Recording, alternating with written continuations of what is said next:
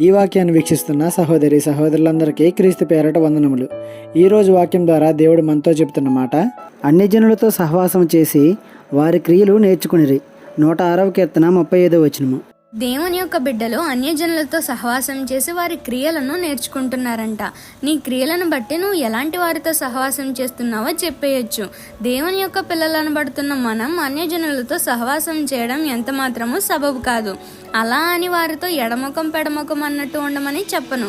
ఎంతవరకు ఉండాలో అంతవరకు ఉండాలి. దేవుని తట్టు వారిని తిప్పే విధంగా వారితో ఉండాలి. ఒకవేళ వారితో ఖచ్చితంగా స్నేహం చేయాలి, సహవాసం చేయాలి అని అనుకుంటే దేవుణ్ణి అడుగు, ఆయన సలహా తీసుకో.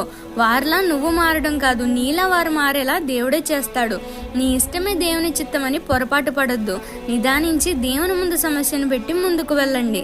నువ్వు ఎక్కడున్నా నీ సహవాసం ఎవరితో ఉంటుందో, నీ ప్రవర్తన బాగుగా ఉంటుందో లేదో అని ఎప్పటికప్పుడు సరిచూసుకోవడం ఎంతైనా అవసరం. ఈ చిన్న సువార్త పరిచర్యలో మీ సహోదరులు. God bless you. ఆమేన్.